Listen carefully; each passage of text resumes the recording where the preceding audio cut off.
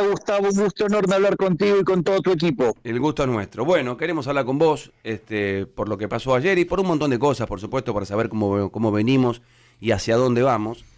Primero, lo principal, el título de anoche, el rechazo del DNU. ¿Cómo lo tomaste? Bueno, era algo que estaba dentro de nuestros planes, era algo esperable. La composición de la Cámara hacía que no hubiera lugar para un resultado distinto. De todos modos, yo quiero valorar y ponderar fuertemente el trabajo de nuestros senadores y también quiero valorar el apoyo que hemos tenido de los senadores del PRO, como 10 de los 13 senadores radicales, por lo tanto, y a todos los que han acompañado. Pensá que nosotros somos en dicha Cámara 7 senadores y conseguimos 25 votos. Es decir que, en el fondo, estamos haciendo un buen trabajo, pero esto requiere tiempo, estas cosas tienen esta dinámica, y bueno, son las reglas del sistema democrático, y entonces, bueno, estas cosas toman lugar con lentitud, por decirlo de alguna manera, pero creo que igual quedaron cosas también muy, muy interesantes de eso, porque quedó claro quiénes son los que verdaderamente están en contra de los argentinos, ¿no? Porque la realidad es que si vos te fijás, prácticamente no se han rechazado en la historia reciente DNU, salvo algunos que se los rechazaron a Macri, con lo cual también eso muestra un patrón de obstrucción, pero al margen de eso, este DNU, a diferencia de otros DNU, donde todos los demás han cercenado libertades, avanzaron contra la propiedad privada, este DNU, que tiene como característica la ampliación de libertades para los ciudadanos, ir hacia mercados más competitivos y que termina con muchos de los negocios turbios, oscuros y corruptos de la política. Bueno, ayer en la Cámara de Senadores digamos, fue rechazado, pero bueno, lo que hace es dejar en evidencia que hay gente que está más preocupada por mantener sus privilegios de casta que por sacar a la Argentina adelante. Al mismo tiempo también hay que aclarar que el DNU sigue vigente y que ahora hay que pasar a la Cámara de Diputados. Por lo tanto, nosotros ya hemos tenido resultados positivos en la Cámara de Diputados y así que va a haber que dar esa pelea, y nosotros estamos confiados que puede llegar a salir adelante. ¿Vos pensás que en diputados puede ser positivo? No como pasó ayer. ¿Y esto de alguna manera puede romper el pacto de mayo o no, lo que pasó anoche? Bueno, deja algunas dudas, ¿no? Porque, a ver, el pacto de mayo tiene etapas. Y la etapa previa es la ley bases con reconstitución de lo que era el capítulo 4. Entonces, es como que, dado lo que pasó en el Senado, abre algunas dudas. Pero si vos te fijás, Gustavo, cuando yo planteé el discurso de la Asamblea Legislativa, básicamente lo que dije es, bueno, si quieren la confrontación, va a haber confrontación, si quieren un acuerdo, vamos por el acuerdo. Bueno, ayer no han mostrado ir por el camino del acuerdo, han decidido ir por el camino de la obstrucción, han decidido quedarse con sus privilegios en contra de los argentinos. Pero esto estaba dentro de los resultados esperables, y lo que yo valoro es cómo hemos incrementado la cantidad de adhesiones, o sea, hubo 25 votos positivos. Para que haya pacto de mayo, ¿es necesario que haya un voto positivo que salga el DNU en diputados? No solo es el tema del DNU, digamos, también tiene que ver con el tema de lo referente a la ley bases. Bien, tiene que aprobarse eso para que vayan todos los gobernadores y haya mejor onda en el pacto de mayo en Córdoba. Y es así como lo habíamos pactado. Bien. Vos sabés que yo, Javier, estaba en Córdoba transmitiendo la final de Estudiantes y River y empecé a escuchar por allí alguna interna entre vos y la vicepresidenta. Y en ese momento digo, y ojalá que no sea cierto, porque ya vivimos nosotros en el país internas entre vice y presidente, Cobos Cristina, lo que pasó en algún momento también con Scioli, ni hablar Chacho Álvarez de la Rúa, misma Cristina con Alberto Fernández hace poco. ¿Están bien con la vicepresidenta?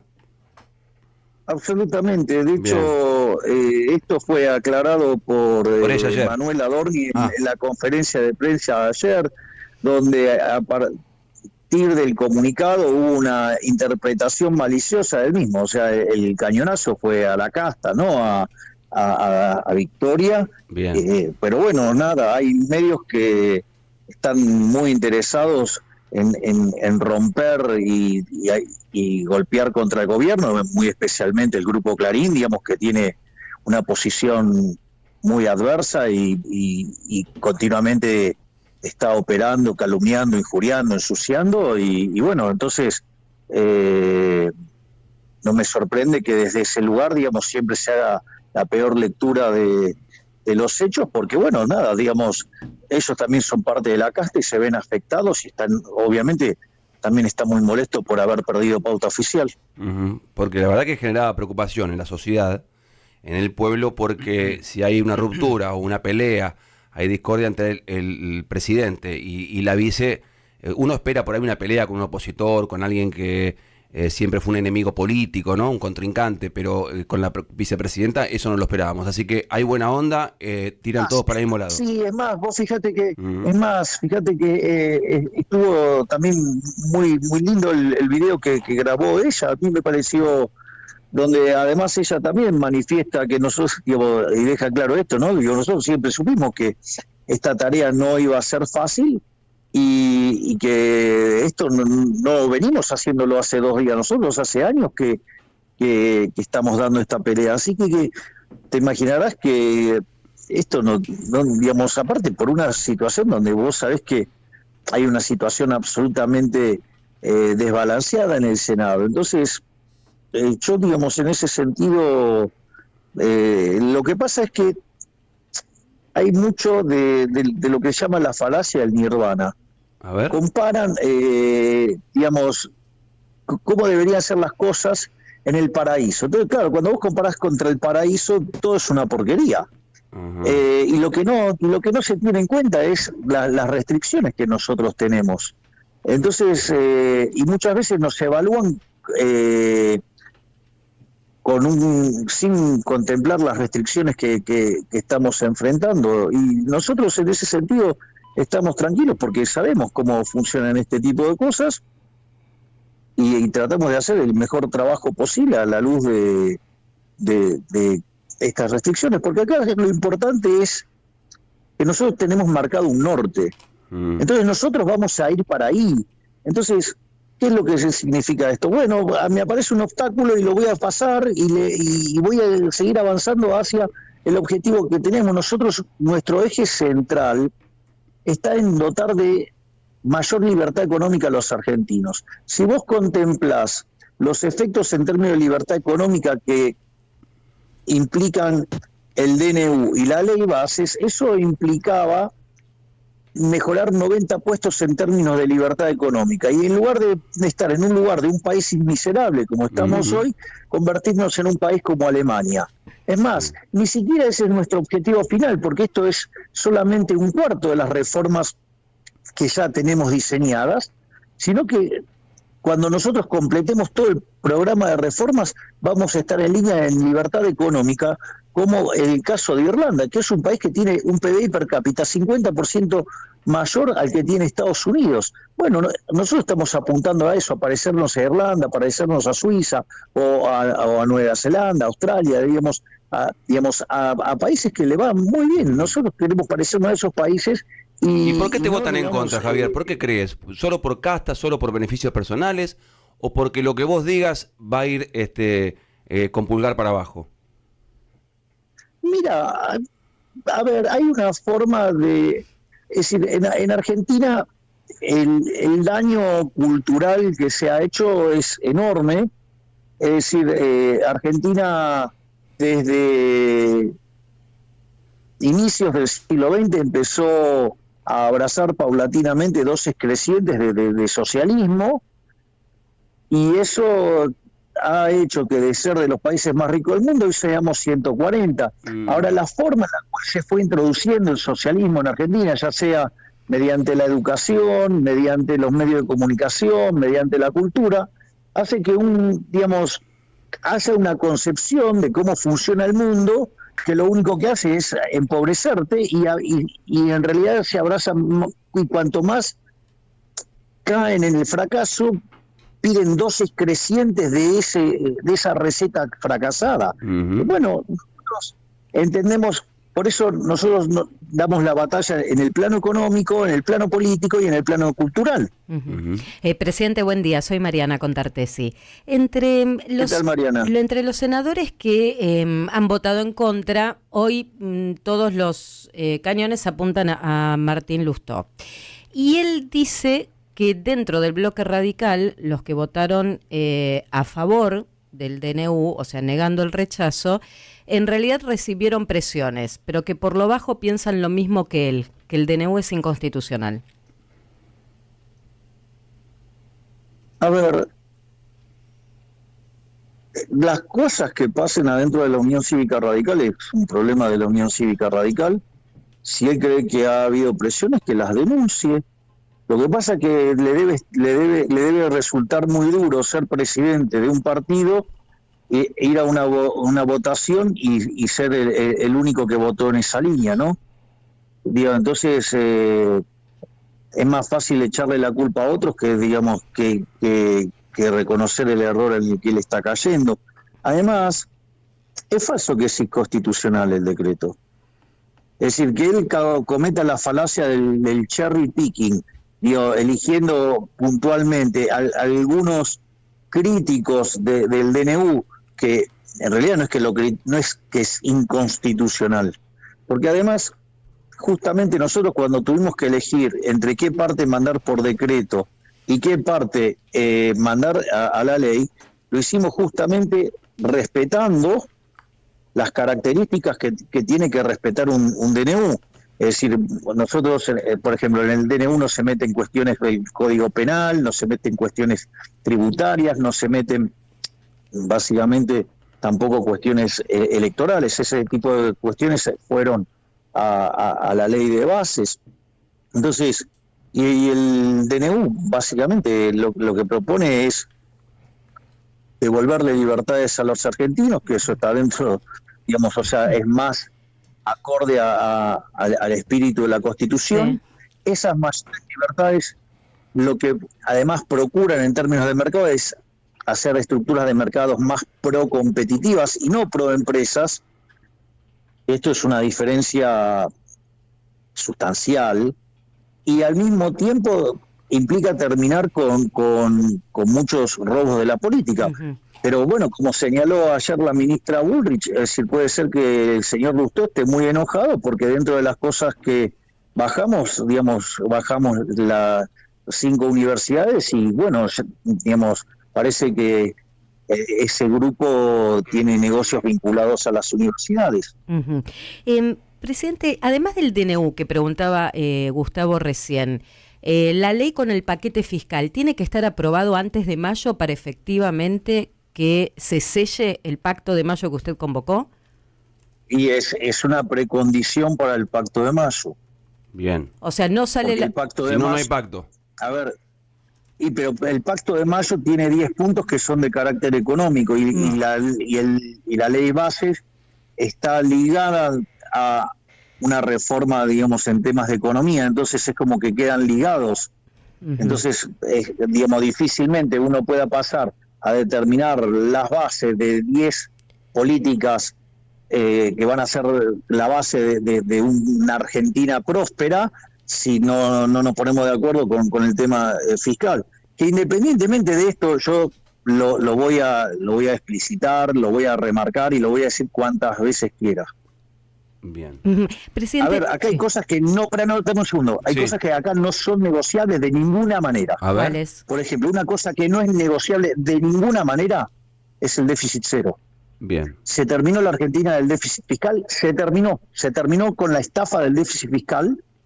O sea, el déficit cero es una política inamovible, es decir, yo estoy atado al palo mayor como Ulises, y digamos, y mis laderos le tiran tiros a las sirenas que nos quieren hacer chocar contra las piedras. O sea, el déficit cero es inamovible. La otra cosa que tampoco, digamos, la vamos a modificar es lo que tiene que ver con el saneamiento del Banco Central.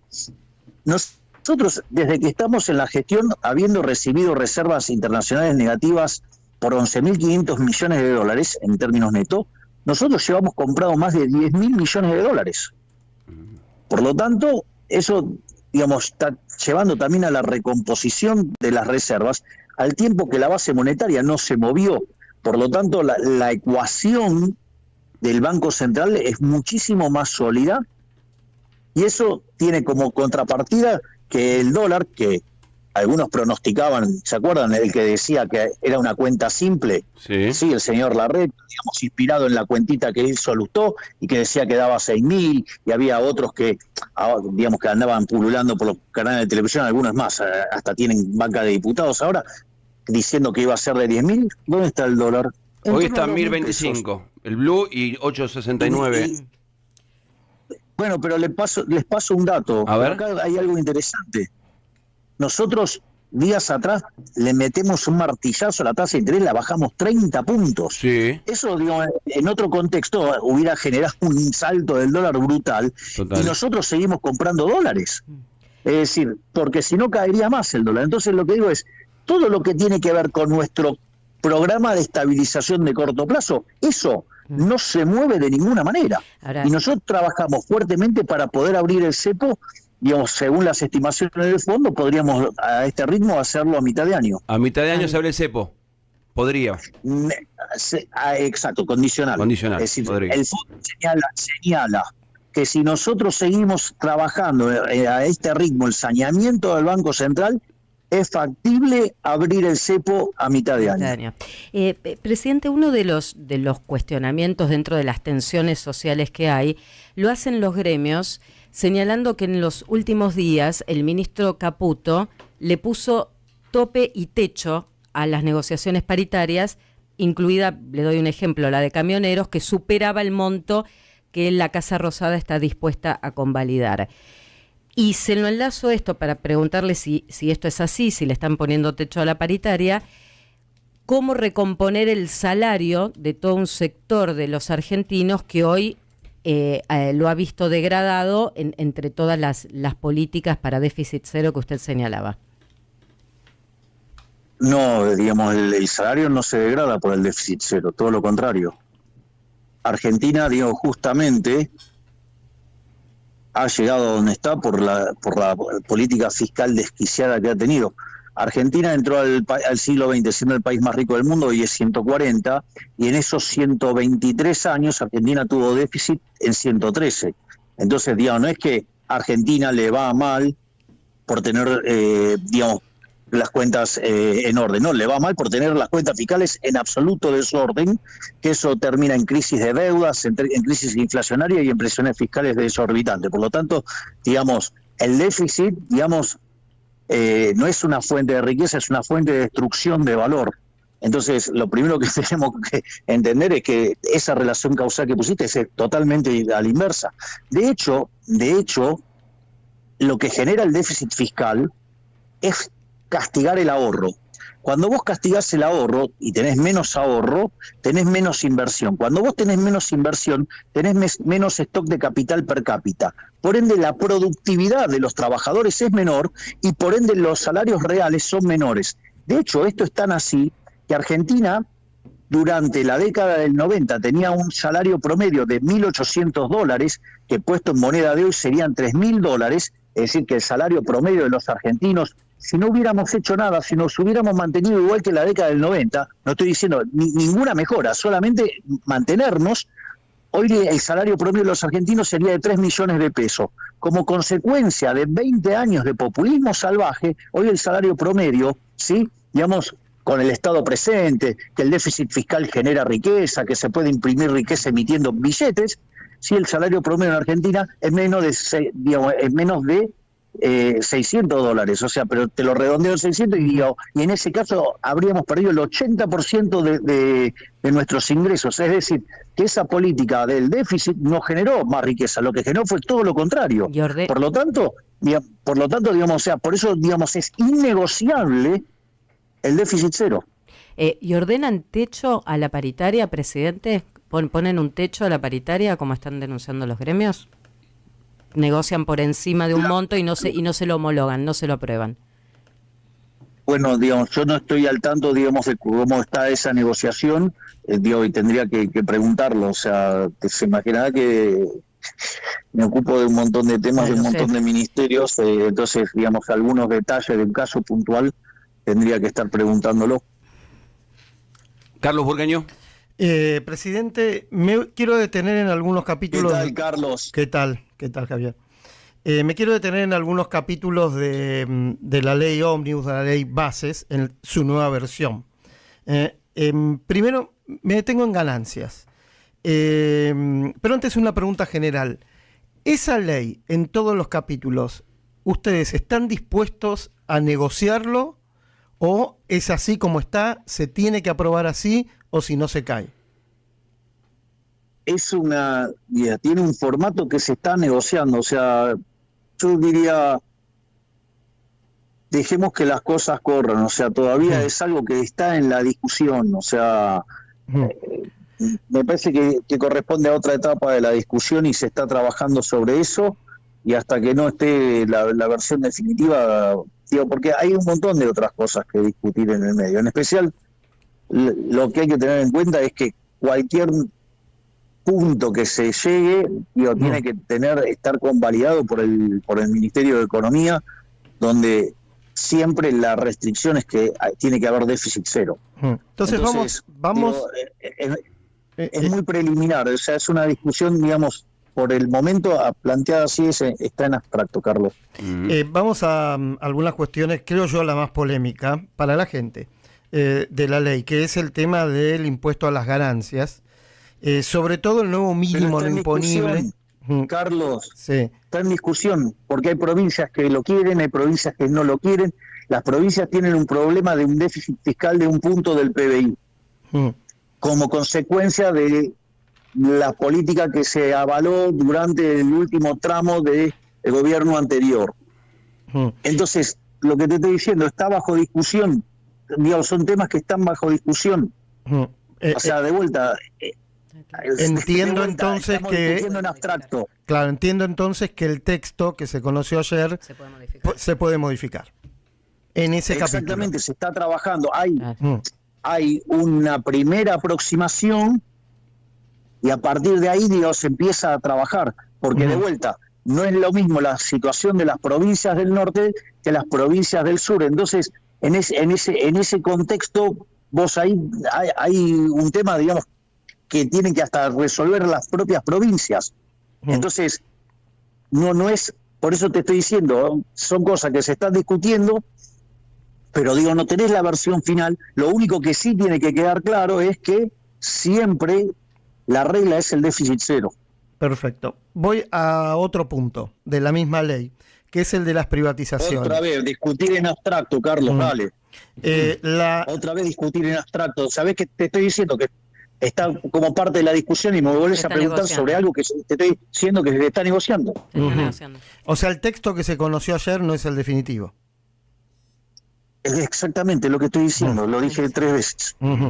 ¿Está negociando el gobierno, en este caso el Ministerio de Economía, un nuevo acuerdo con el Fondo Monetario? Eso está planteado sobre la mesa. Si el acuerdo tiene las condiciones que nosotros nos resultan satisfactorias, obviamente podríamos avanzar hacia un nuevo acuerdo, y la realidad es que el trabajo hecho desde nuestra gestión nos pone en una situación inmejorable, porque nosotros no solo que somos la primera vez en la historia, digamos, de un gobierno que alcanza el déficit cero en un mes de gestión en el Tesoro, sino que además cuando vos contemplás el cuasi fiscal, que era un déficit de 10 puntos del PBI, lo hemos bajado a 4, es decir, que en estos 3 meses de gestión hemos bajado el déficit fiscal en 11 puntos del PBI, 5 en el Tesoro, 6 en el Banco Central. Por lo tanto, no hay registro histórico de alguien que haya llevado una tarea de estas características, y eso nos posiciona muy fuertemente para un nuevo programa con el Fondo Monetario Internacional y con una situación muy, muy favorable. Eventualmente, ese nuevo acuerdo con el fondo, estamos hablando en potencial, ¿podría incluir desembolsos nuevos del fondo para la Argentina? Sí, exactamente, Dios. Podría contemplar desembolsos del fondo, de otros países y de fondos de inversión que además nos permitiera avanzar hacia el sistema de competencia de monedas con peso. Me detengo en esto último. O sea, la Argentina está estudiando, el gobierno está estudiando eventualmente tomar deuda también de fondos de inversión de privados para acelerar, supongo yo, la salida del cepo y la competencia de monedas. Exactamente. Exactamente. En la medida que nosotros aceleremos la salida... A ver, si yo hoy tuviera 15.000 millones de dólares, yo hoy abro el cepo. Porque... A ver, digo, me permiten que sea técnico, sí, o sea, sí. A ver. Sí. A ver, si nosotros hubiéramos abierto Abierto, si nosotros hubiéramos abierto el cepo, bueno, al menos todavía me autoedito. No, está muy bien, está bien. Sí. Si nosotros hubiéramos abierto el cepo a inicios de la gestión, sí, la corrida era un dato y la hiper era un dato, ¿sí? Sí. Ahora, hoy, parados al día de hoy, nosotros tenemos que la base monetaria, en términos de PBI, en promedio del siglo XXI está en torno a 10% del PBI. Y hoy ese número es de 2,6% del PBI. Es un número muy, muy bajo, es decir, la economía tiene muy poco dinero. Es decir, con lo cual no se puede generar un exceso de oferta porque, digamos, ya está muy deprimida la oferta. De hecho, el crédito en términos del PBI al sector privado, que en otros países de la región está por encima del 50, 60% del PBI, en el caso de Argentina es 4% del PBI. Y los depósitos no llegan al 14% del PBI.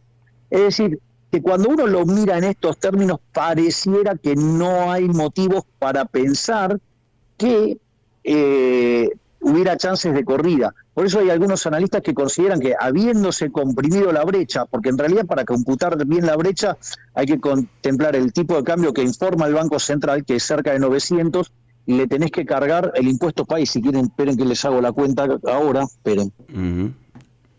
A ver, esperen que saco la calculadora. A ver. Hacemos la cuenta. A ver cuánto da. Que es 1057, 1058, si ustedes quieren. Bien. Entonces, ese es el tipo. Entonces, contra ese dólar, digamos, lo que van a ver es que no hay brecha. Entonces, hay algunos que dicen, no, bueno, entonces, digo, abrí, porque la verdad, digamos, estás comprando dólares, bajaste la tasa y aún así, digamos, la brecha no existe, entonces está en condiciones de abrir. Cosa que a partir de la baja de tasa que hicimos esta última vez de 30 puntos porcentuales, abona más esa teoría. Nosotros igual consideramos que todavía hay riesgo y nosotros no queremos correr ese riesgo. Ahora, si a mí me dan hoy 15.000 millones de dólares, los pongo ahí en el Banco Central y digo, bueno, ahora hagan lo que quieran, les abro y hagan lo que quieran. Ya que está en un momento... Ese sería el caso. Sí. Digo, ya que está en un momento económico con Carlos Burgueño, la inflación, por supuesto... Sí, dale, completa porque te quedaste con ganas de decir algo. Y lo otro es... Porque, claro, lo que digo es... pero digo, no sé si los vamos a conseguir o no, sí, pero nosotros los podemos hacer a mercado y podríamos hacer esto a mitad de año, que es lo que estima el Fondo Monetario Internacional. Por lo tanto, y eso implicaría un fuerte rebote en la actividad económica, y dada la baja capitalización que tiene la economía, hasta podríamos tener un crecimiento genuino de cara al próximo año. Si conseguís todo eso, si conseguís todo eso, ¿hace falta dolarizar? ¿Es algo que todavía lo tenés en mente? ¿O si responden así los mercados, lo dejás para mucho más adelante? No, es que esto es un paso intermedio a terminar con el Banco Central. Yo siempre hablé de competencia de monedas, que lo suele llamar dolarización porque es más fácil, pero en realidad es que vos elijas la moneda que quieras. Bien. Y por eso yo, si se fijan, cuando arranqué la frase, una de las cosas que dije es competencia de moneda con peso. Y además cuando nosotros lancemos eso, también vamos a estar lanzando la ley donde emitir dinero sea un delito penal y que sea no prescriptible, ¿no? Sí. Acá Javier Burgueño nos explica un poco el tema de inflación, que por supuesto fue alto en el primer mes, pero mitad de mes de Alberto, mitad mes tuyo.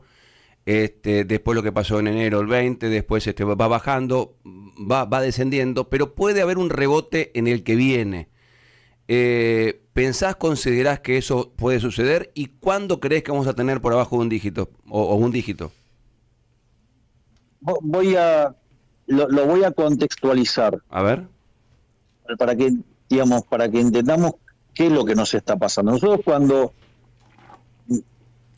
estábamos prestos a asumir, o sea, primer semana de diciembre, los precios venían a un ritmo del 3.700 anual, en la segunda semana se aceleró al 7.500, cuando ustedes toman la inflación mayorista, que fue del 54% mensual, eso anualizado da 17.000.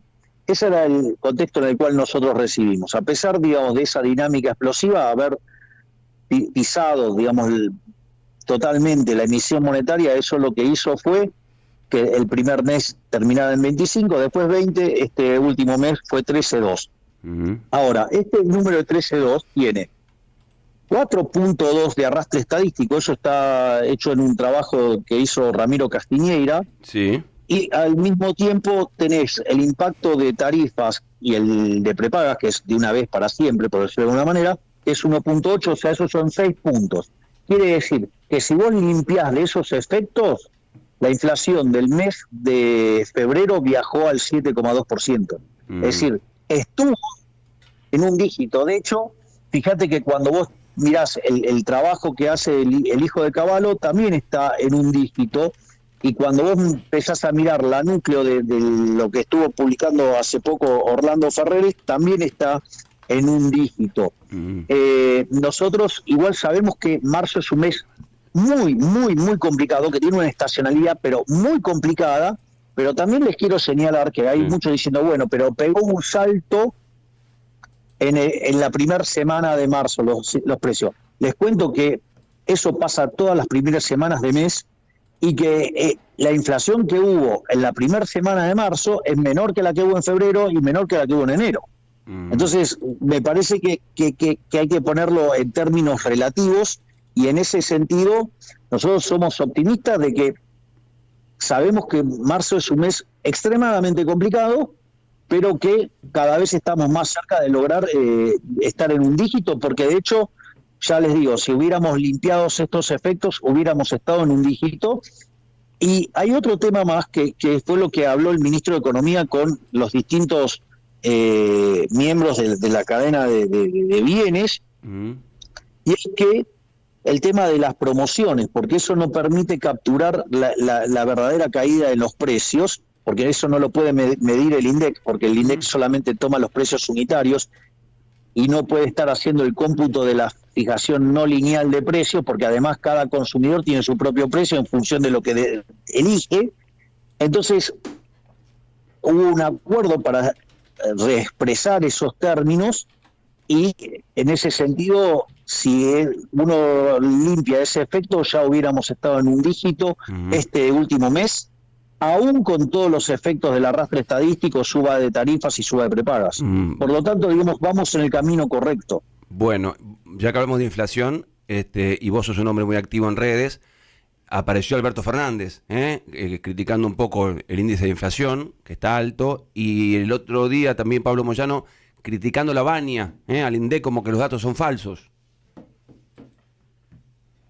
Bueno, ahí hay dos lecturas. Una es si, digamos, un muchacho, digamos, como Pablo Moyano hace una crítica de esto, quiere decir que le dolió bastante un índice que, digamos, fue bueno, porque claramente el mercado esperaba mucho más.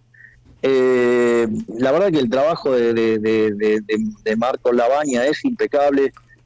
viene de la gestión anterior, por eso yo he decidido mantenerlo, porque él hace un trabajo impecable y de hecho nosotros estamos trabajando con el propio Marco en un proyecto para darle independencia total al INDEC y que se convierta en una política de Estado y que nunca más nadie pueda echarle mano a las estadísticas, con lo cual les acabo de dar una primicia bomba, por decirlo de alguna manera.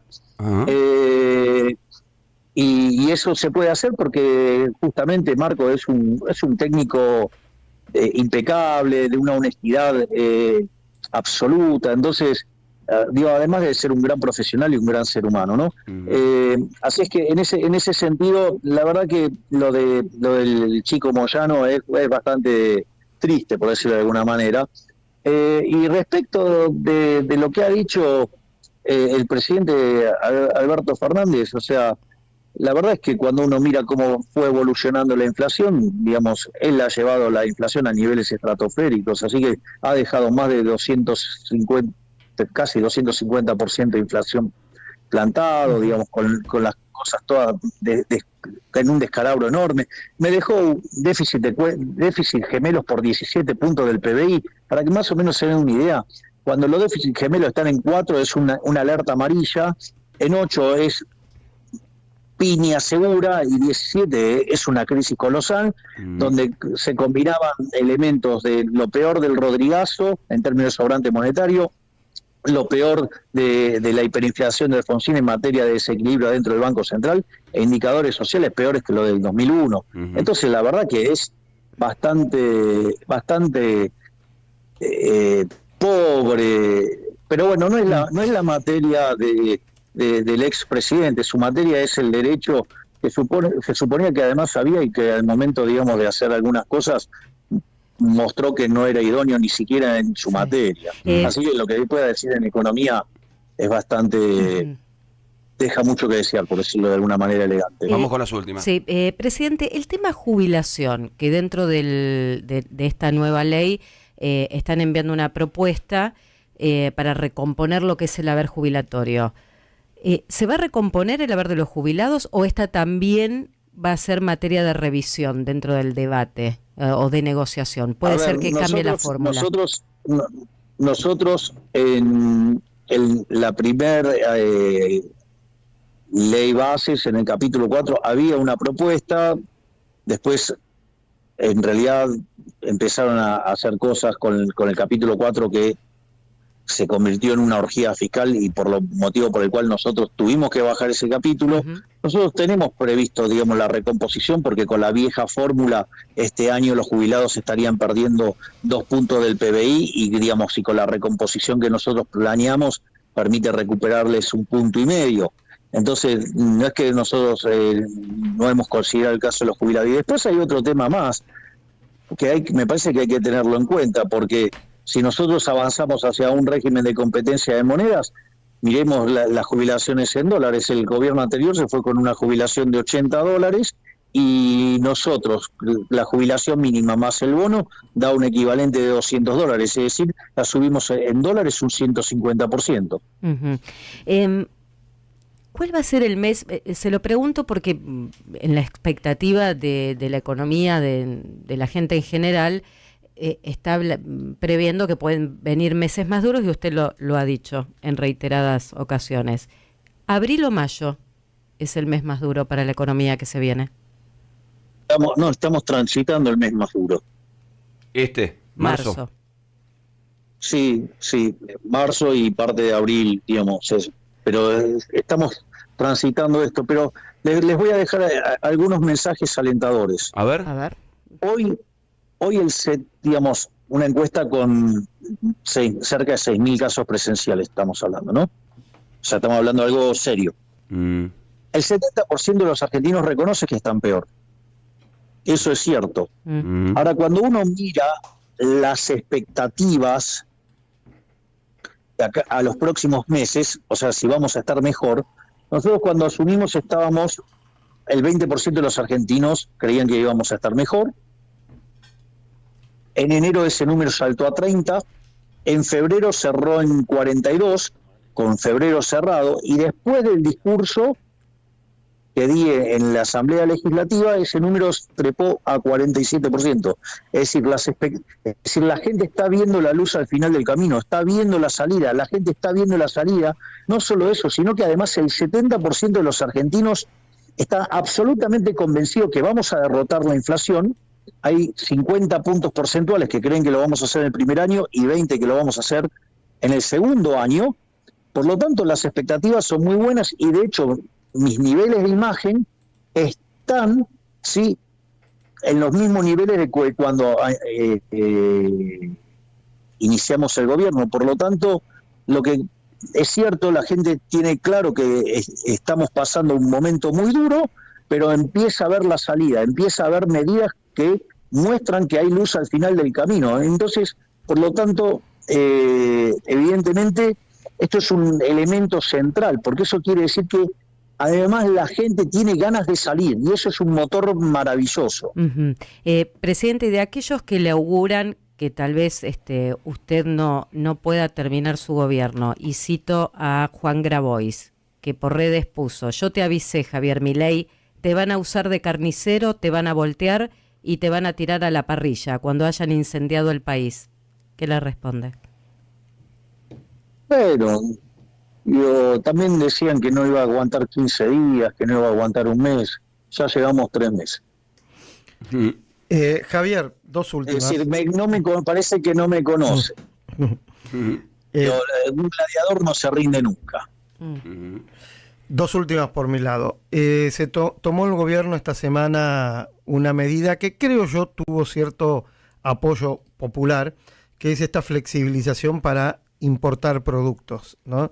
Primero, ¿cómo se tomó esa medida? ¿Por qué? Y si se puede ampliar a otros rubros como electrodomésticos, autos, textiles. Esa medida, sí, a ver, esa medida se tomó mirando dos cuestiones. Una, el tema de cómo no estaban alineados los precios, digamos, en los supermercados y demás, en términos de lo que, cómo predicieron con las expectativas. O sea, uno de eso lo ve también en términos de las promociones, el 2x1, 3x2, no sé, digo, todas esas promociones que hay. Y entonces como un mecanismo para que inducir a que corrijan esos precios, abrir la economía en lo que tiene que ver con los alimentos, que es algo, digo, que tiene impacto directo tanto sobre la indigencia como sobre la pobreza. Y además, el tema que uno tiene que ir chequeando el balance cambiario. O sea, por eso nosotros somos bastante, te diría, conservadores en la forma en la cual miramos los problemas de la salida del cepo. Si bien nosotros todos los días estamos levantando restricciones, tampoco lo vamos a hacer de un día para el otro como para que esto, digamos, pueda generar alguna zozobra y generar temor en la población. Por eso nosotros con estos temas vamos con pie de plomo, o sea, y entiendo que algunos pretendan tener más velocidad. Nosotros preferimos en esto ser cautos, porque no queremos que la gente tenga una zozobra. Por eso, pero la idea es avanzar cada vez más a niveles de apertura cada vez mayores.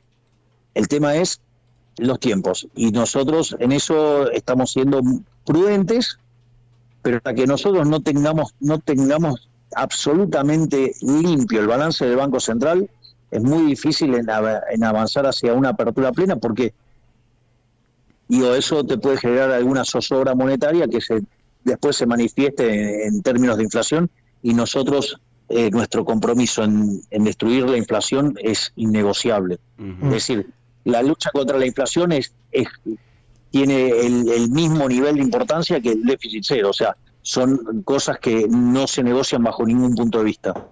La última, por mi lado, un poco general. Saquemos el mercado financiero, que se ve cómo está respondiendo. ¿Usted está conforme con cómo están reaccionando y cómo están actuando los empresarios argentinos? Si me permitís, Carlos, voy a hacer una nota de color sobre la primera parte. A mí me parece interesante lo que está pasando en los mercados financieros, porque los mercados financieros adelantan, ¿no? Es decir, entonces son indicadores hacia adelante, es decir, que muestran que la dirección es la correcta. En ese sentido, qué sé yo, ahí, no sé, cuando miro la curva de futuros y que se alineó con la curva de futuro del dólar, con la política monetaria del Banco Central, eso es una excelente noticia. Digo, la forma en la que los bonos argentinos pasaban de $18 a $50, o digamos, o la caída del riesgo país, o sea, son todas cosas que son muy importantes.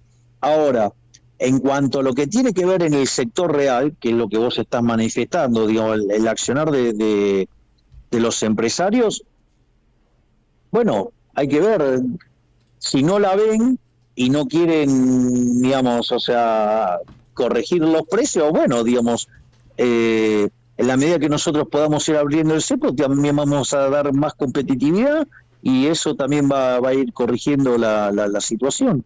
Bueno, y siempre las últimas son mías, son las últimas dos, Javier, gracias por atendernos. No, por favor. A ver, por ahí es mejor para un periodista decir que los políticos tienen que ganar menos plata, ¿no? Yo creo que todos deberíamos ganar más plata, también los políticos, vos como presidente. Pero bueno, se dio una ida y vuelta, hubo marcha atrás. ¿Cómo viviste eso, sobre todo en las redes, una pelea por esa vía con la expresidenta y ex vicepresidenta Cristina Fernández? A ver, el punto es el siguiente: hay muchos mecanismos que están inmersos dentro del Estado para ocultar lo que pasaba con la política y sus remuneraciones. O sea, antes, al revés, el mecanismo, los diputados, los senadores se votaban sus dietas, sí, y a partir de ahí se acomodaba el resto de las remuneraciones. Después, frente a la situación de empobrecimiento y para que no se quedara en evidencia lo que ganaba un diputado, un senador o, digamos, o miembros del gobierno, se buscaron mecanismos para ocultar esto. Entonces, nosotros, por ejemplo, en enero, nosotros habíamos dado la orden de que nuestros sueldos no se ajustaran, y de hecho no se ajustaron. El primer aumento del 16%, o sea, digamos, no alcanzó al Poder Ejecutivo y a los estratos más elevados del gobierno. Ahora, ¿qué es lo que sucede? Cuando se hace el ajuste de febrero, el problema es que los cargos que vienen debajo nuestro pasaron nuestra remuneración. Al darse esa situación, se dispara un decreto que había hecho Cristina que recomponía, o sea, las escalas, para que, digamos, o sea, no ganáramos menos que lo que ganaban las personas que estaban debajo nuestro. Sí. En ese contexto apareció esta situación. Bueno, lo vimos, lo corregimos y se terminó el punto. Es decir, se retrotrajeron todos esos aumentos. Y no solo eso, digamos, también hicimos lo mismo en la Cámara de Diputados, lo mismo hicimos en la Cámara de Senadores.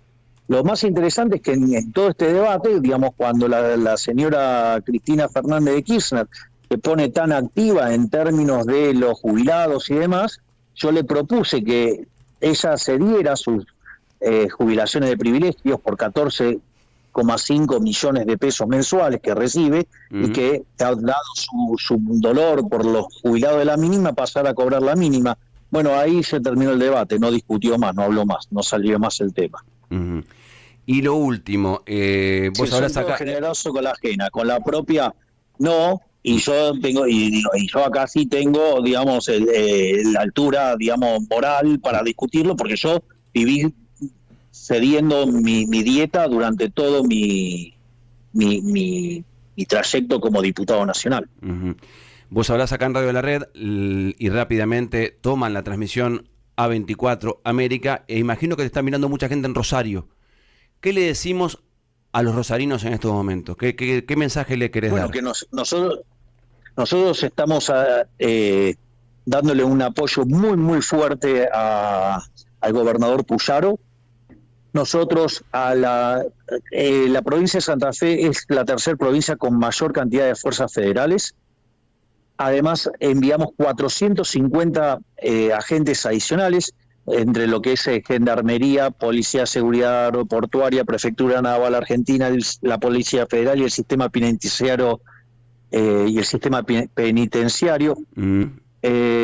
Además, ampliamos a 8 las zonas en la cual, digamos, se intensifica las acciones y se las satura. Así es que estamos, y además hemos enviado al ejército para hacer tareas de apoyo logístico, y además estamos enviando una ley, digamos que la ha elaborado el ministro Petri, para que el ejército pueda actuar sin tener que llegar a la situación del estado de sitio, digamos, dándole la definición de terrorismo o narcoterrorismo. Así es que estamos trabajando muy activamente, y de hecho, si ustedes se fijan, la situación ha empezado a mejorarse, notan mejoras. ¿Vas a ir? Obvio que, digamos, nada es instantáneo. Eso lo estamos evaluando si la ministra Bullrich considera que yo puedo aportar algo estando en el lugar. Yo voy a estar donde los argentinos me necesiten. También creo que bajaron el pulgar anoche con respecto a las SAD, ¿no? A las sociedades anónimas deportivas. La justicia falló en contra. ¿Esto ya está? ¿Listo? ¿No se pelea más? No, porque son cautelares y se las pueden revertir. O sea, eso después va a seguir a otras instancias de negociación. Yo creo que igual es una pena, ¿no? Porque ¿cuál es el problema? Es que vos puedas, las sociedades, como, digamos, vos podés tener los clubes como están hoy y poder tener la opción de tener clubes privados. ¿Cuál es el problema? Es decir, si no es que estás diciendo no tienen que existir como los que son hoy. El problema es que no quieren, digamos, es un fiel reflejo de que no quieren la competencia, que no, es decir, entonces es como estar, pontificando la pobreza, o sea, la miseria, cuando podrías tener algo mucho mejor. Entonces, por ejemplo, digo que está Carlos, que es hincha de Independiente. Mirá si viniera, no sé, un club como el Manchester City y viene e invierte toneladas de plata en Independiente, y a partir de ahí le gana siempre a Racing, a Boca, le gana a todos y pasa a ser campeón todo el tiempo, digamos. O sea, Carlos estaría más contento. No me imagino romantizando la... Es que antes les ganaba a todos siendo una sociedad civil sin fines de lucro, que tiene que ser bien manejada. ¿Vos cuando dijiste que una sociedad anónima o un club puede venir por otro acá, ¿era el City por Independiente? No, digo, yo hablé del caso hay varios casos, pero justo como está, el problema es que, digamos, sé que te pongo un brete si te pregunto qué cuadro sos, y sé que Carlos es hincha Independiente, no sé, Independiente porque, es decir, si, no sé, Mariana, ¿de qué cuadro sos? Mariana es de Racing. Digamos, me ponen los ejemplos. Digamos, mirá cómo te vas a sentir, Mariana, con Independiente privatizado y ganándole 5-0 todos los partidos. Te vas a sentir mal. Y ahí vamos a buscar a los cataríes nosotros. Sí, puede ser al revés también. Bueno, Javier, gracias por tu tiempo. Gracias por tu tiempo. No, por favor, te mandamos un abrazo. Un placer enorme, como siempre, hablar con ustedes. Un gran abrazo. Hasta luego. Javier Milei, el presidente de la República.